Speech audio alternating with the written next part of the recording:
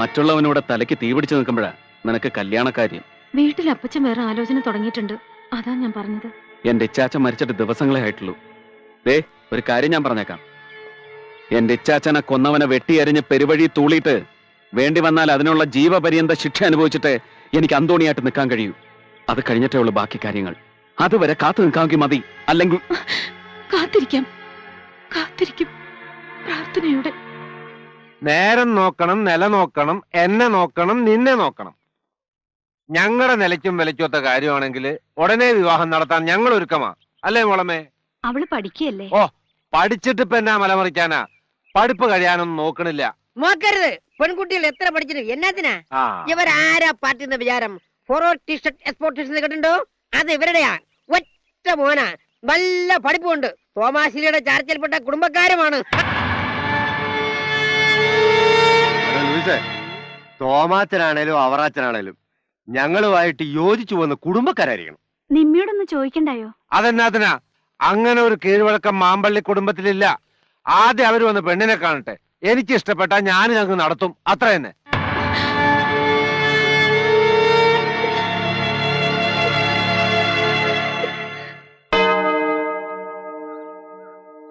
അതിന് നീ എന്തിനാ വിഷമിക്കുന്നേ? ചാക്കപ്പൻ അറിയില്ലല്ലോ നിന്റെ ഈ ആഗ്രഹം. അറിഞ്ഞാ പൊന്നു മനസ്സാലെ സമ്മതിക്കും. അന്തോണിങ്ങി വരട്ടെ, അവനോടും കൂടെ ചോദിച്ചിട്ട് നിന്റെ വീട്ടിൽ വന്ന് വിവരം പറയാം. പോരെ? ആഹാ, ദേ ആളിങ്ങെത്തിയില്ലോ. എന്നാച്ചോ അത്യാവശ്യം പറഞ്ഞോളൂ. വടാ പറയാം വാ. എന്നാ നിമ്മിക്കൊരു കല്യാണാലോചന. അതിന് ഞാൻ വേണം തലയും കുത്തി നിൽക്കും. കാര്യം പറയുമ്പോൾ അവന്റെ ഒരു സൈസ് വർത്തമാനം. ചാക്കപ്പന്റെ അടുത്ത് എന്ന് ഇവക്ക് നീയുമായിട്ടുള്ള ഇഷ്ടത്തെ കുറിച്ച് പെങ്ങളെ കൊണ്ട് ഞാൻ സംസാരിപ്പിക്കാം. പെങ്ങളെ മാത്രല്ല, വേണമെങ്കിൽ നമ്മുടെ മുല്ലാക്കനും പറഞ്ഞു വെച്ചാ മതി. ചേട്ടായുടെ ആണ്ട് കഴിഞ്ഞാൽ പിടിച്ച് കെട്ടിച്ചേരുന്ന കാര്യവും ഞാൻ ഏറ്റു. അച്ഛനേറ്റല്ല? അച്ഛനേറ്റു. എങ്കിൽ തെണ്ടിത്തിരിഞ്ഞേക്കാതെ വീട്ടിൽ പോകാൻ നോക്കടി. മിടിച്ചു നിൽക്കാതെ വണ്ടി കയറാം. അവന്റെ ഒരു സ്നേഹം കണ്ടോ? നടക്കട്ടെ. അത് കൊള്ളാം. അച്ഛൻ ഫോണി വിളിച്ച് പ്രസിഡന്റ് പെങ്ങള് മൊല്ലാക്കയും കൂട്ടി വരുന്നുണ്ടെന്ന് പറഞ്ഞപ്പോ ഞാൻ കരുതി പാറേ പാപ്പുവിന്റെ 90 അടി എന്തോ ക്ഷണിക്കാൻ വരുവാണെന്ന്. അല്ല, എന്റെ മോളെ കെട്ടാനുള്ള എന്ത് യോഗ്യതയാവനുള്ളത്? എങ്ങാണ്ട് വടക്കൻ മലയിൽ മലഞ്ചരക്കും ചുമന്നുകൊണ്ട് കിടന്നൊരു കവലച്ചട്ടമ്പിക്ക് പെണ്ണ് ചോദിച്ചു വരാൻ മാമ്പള്ളി തറവറയെ കണ്ടല്ലോ. നിങ്ങളൊന്നും മിണ്ടാണ്ടിരി. പിന്നെ ഞാൻ എന്നാ പറയണം? എന്റെ ഷാപ്പ് തല്ലി തകർത്തിട്ട് എന്നെ എന്റെ പിള്ളേർ നടുറോട്ടിലിട്ട് തല്ലുവന് ഞാൻ എന്റെ മോളെ കെട്ടിച്ചുറക്കണോ? കഴിഞ്ഞതൊക്കെ മറന്ന് നിങ്ങൾ രണ്ടു കൂട്ടിലും ഒരു ഒത്തീർപ്പായതല്ലേ, പിന്നെ വീണ്ടും ഒരു കശവിഷയം ഉണ്ടാക്കണേ. തനിക്ക് എന്തോടെ ഇവിടെ കാര്യം? താനാണോ എന്റെ ബ്രോക്കർ? മോനെ, നിങ്ങളിൽ നിന്ന് ഇങ്ങനെയൊന്നുമല്ല നമ്മൾ കരുതിയത്. പിന്നെ വന്ന പാടെ 2 ഉരുള ഉരുട്ടി ഞാൻ വായിലേക്ക് വെച്ചായിരുന്നു വിചാരിച്ചോ? ചാക്കപ്പാ തല പറഞ്ഞു നീ എണ്ണ തേക്കല്ലേ, ഒടുവിൽ എണ്ണ തേക്കാൻ തലയില്ലാതെ ഇറങ്ങി പോകുന്ന പുറത്ത്. എന്ത് പുളിച്ച വർത്താനം പറയാനും നിങ്ങളുടെ നാക്കിന് നല്ല ബലാണ് ഞങ്ങൾക്കറിയാം. എന്റെ നാക്കിന്റെ ഊക്ക് നോക്കാൻ ഈ മാമ്പള്ളിക്കൊലയിൽ ഒരുത്തരും ജനിച്ചിട്ടില്ലടാ. തറവാട്ടിൽ കയറി വന്നിട്ട് മാമ്പള്ളിക്കാരെ വെല്ലുവിളിക്കുന്നോട് ചെറ്റെ ഇറങ്ങി പട്ടി. നിങ്ങളൊന്നും മിണ്ടാണ്ടിരിക്കും. നിന്റെ ഈ കോലത്ത് കയറി പൊറക്കാൻ വന്ന അച്ഛയല്ലടാ ഞാൻ. പാവല്ലാക്കാൻ കഷ്ടായി പോയിട്ട് മോനെ. എടാ ചാക്കപ്പാ, മാമ്പള്ളി തറവാടിന്റെ നടുവാർക്ക് നിന്നാ ഞാൻ പറയുന്നത്. ഇന്നേക്ക് 3, 30, 90 ദിവസത്തിനകം നിന്റെ മോളെ ഞാൻ പൊക്കിയിരിക്കും.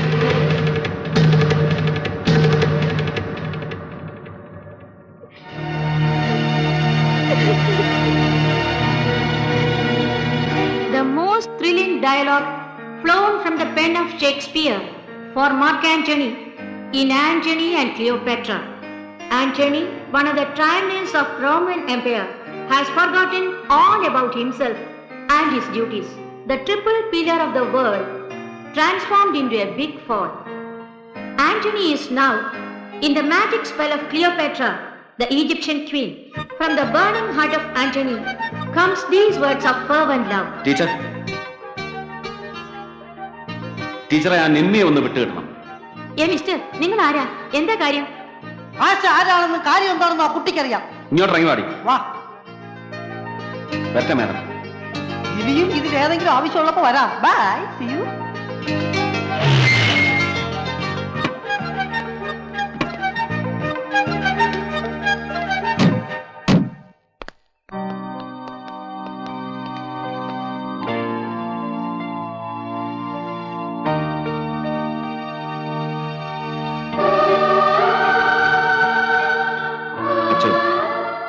ഞാൻ എന്റെ പെണ്ണിനെയും കൊണ്ടാ വന്നിരിക്കുന്നത്. ഞങ്ങളുടെ കെട്ട് നടത്തി തരണം. നീ എന്നതാ ഈ പറയുന്നേ? വിവാഹം എന്ന കൂദാശയ്ക്ക് അതിൻ്റെതായ ആചാരക്രമങ്ങളുണ്ട്. തിരുസഭയുടെ നിയമങ്ങൾ ലംഘിക്കാൻ ഒരു പുരോഹിതനും ആവില്ല. നീ പെട്ടെന്ന് ഇവളെയും വിളിച്ചുകൊണ്ട് വന്ന് കെട്ടിച്ചേരണമെന്ന് പറഞ്ഞാൽ എങ്ങനെയാ മോനെ? എന്നാ വേണ്ടച്ചോ, അച്ഛൻ കെട്ട് നടത്തി തരണ്ട. ഈ അൾത്താരയുടെ മുന്നിൽ വെച്ച് ഞങ്ങളുടെ മനസ്സുയോദ്യവും മോതിരമാറ്റവും നടത്തി തരണം. അച്ചോ, സ്നേഹിക്കുന്ന മനസ്സുകളെ ഒരുമിപ്പിക്കണമെന്നല്ലേ കർത്താവ് ഈശോ മിശിഹ പറഞ്ഞിരിക്കുന്നത്? അച്ഛൻ അതിനും സമ്മതമല്ലെങ്കിൽ വേണ്ട, ഞങ്ങൾ ഏതെങ്കിലും രജിസ്റ്റർ ഓഫീസിൽ പോയി നടത്തിക്കോളാം. പാടി നിൽക്ക്. അന്തോണി, നീ ശരിക്കും ആലോചിച്ച് തന്നെയാണോ ഇങ്ങനെ ഒരു തീരുമാനം എടുത്തത്? അതെ അച്ചോ. നിമി, നീ സ്വമനസാലെ വീട്ടിൽ നിന്ന് ഇറങ്ങിപ്പോന്നതാണോ ഇവന്റെ കൂടെ? അതെ അച്ചോ. ഇപ്പൊ നിങ്ങൾ ഈ പറഞ്ഞ രണ്ട് കാര്യവും ഈശോയുടെ മുന്നിൽ പൂർണ്ണ മനസ്സോടെ ഏറ്റു പറയുന്നതാണല്ലോ. ആണച്ചോ. ഞങ്ങളുടെ വിവാഹം അച്ഛൻ ഉടനെ നടത്തി തന്നില്ലെങ്കിൽ അപ്പച്ചൻ മറ്റാരെ കൊണ്ടെങ്കിലും എന്നെ കെട്ടിക്കും. അങ്ങനെ ഉണ്ടായി ഞാൻ പിന്നെ. നിങ്ങൾ വിഷമിക്കണ്ട, ഞാൻ മനസ്സുദ്യവും മോതിരമാറ്റവും നടത്തിത്തരാം. പക്ഷേ വിവാഹം നാലാൾ അറിയെ പരിശുദ്ധ അൾത്താരയുടെ മുമ്പിൽ വെച്ച് വേണം നടത്താൻ. അതുവരെ നിമ്മിയുടെ വീട്ടിലായിരിക്കണം. അത് സമ്മതാണോ നിങ്ങൾക്ക് രണ്ടുപേർക്കും? സമ്മതമാണ്.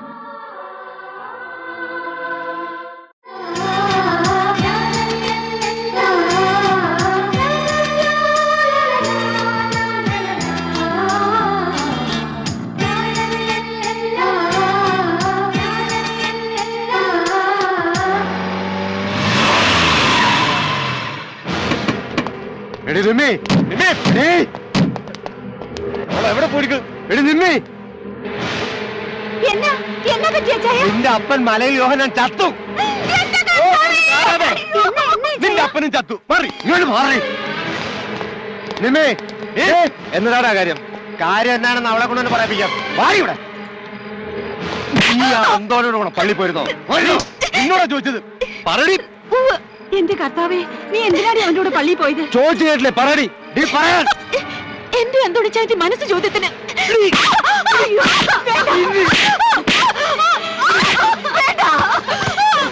ഞങ്ങളുടെയൊക്കെ മുഖത്ത് കരിവാരി തേച്ചിട്ട് അവന്റെ കൂടെ കഴിയാമെന്ന് കെട്ടോടിക്കൂല.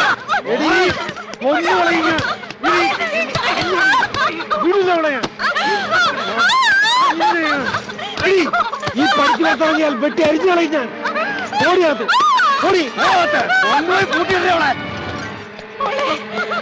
കരടി അച്ഛനെ അഴമല കോടതി വെച്ച് ഉടുപ്പൂര് ചെണ്ട പൊട്ടിച്ചു വിടണം. എന്നിട്ട് മറ്റവന്റെ തളിപ്പറമ്പിലേക്ക് ഒരു വിലാപ യാത്ര നടത്തണം. വിളിയുടെ മെത്രാനെ. ഹലോ, അരമനയല്ലേ?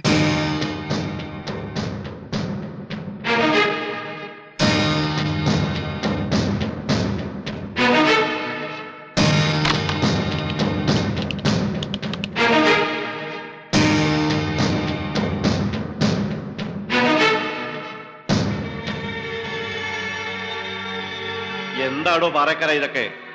നാണമില്ലല്ലോ എനിക്ക്. തന്റെ നാണോ മാനം പോട്ടെ, തിരുസഭയുടെ മാനം ഇത് നോക്കണ്ടേ? എന്തൊക്കെ ഇല്ലപ്പില്ല ഇയാൾ അറിയപ്പെടുന്നത്?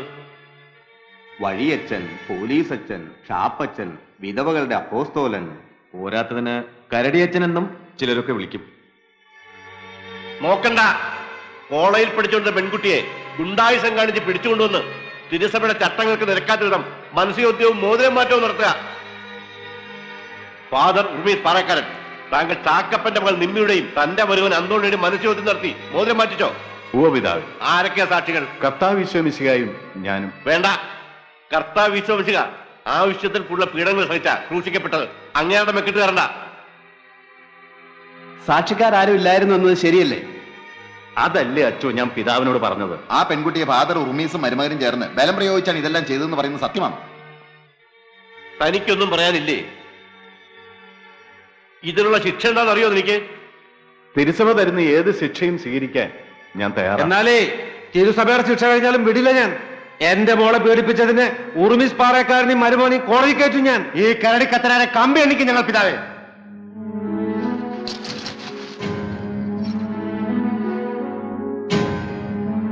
ഈശോ മിശിഹായ്ക്ക് സ്തുതിയായിരിക്കട്ടെ. ഇപ്പോഴും എപ്പോഴും സ്തുതിയായിരിക്കട്ടെ.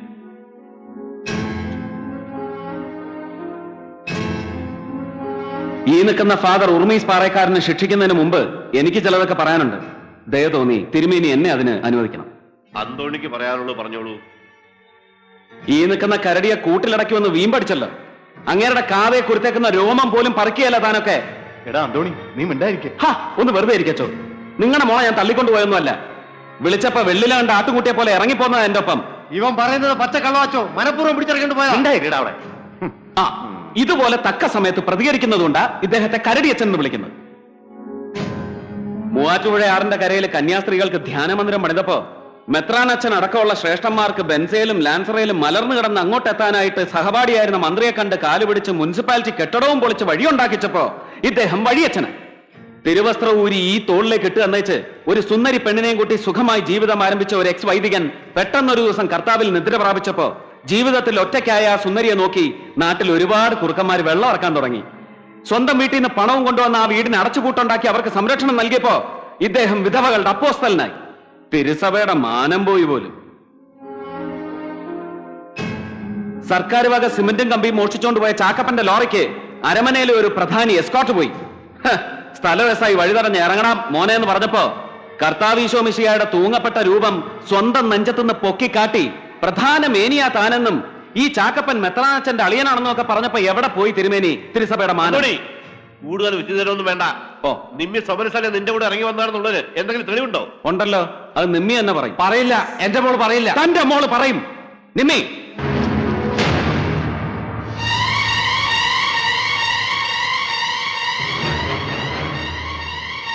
മോളെ നിമ്മി, എന്താ ഇതൊക്കെ? അതെ പിതാവേ, ഞാൻ സോമനസാലെ അന്തോണിച്ചായന്റെ കൂടെ ഇറങ്ങിച്ചെന്നതാ. അതിന് സാക്ഷികളാ എന്റെ ക്ലാസ്സിലെ മുഴുവൻ കുട്ടികളും ടീച്ചറും. ആത്മഹത്യയെന്നും പറഞ്ഞ് കരഞ്ഞ് കാല് പിടിച്ചപ്പോഴാ അച്ഛൻ ഞങ്ങളുടെ മോതിരമാറ്റം നടത്തി തന്നത്.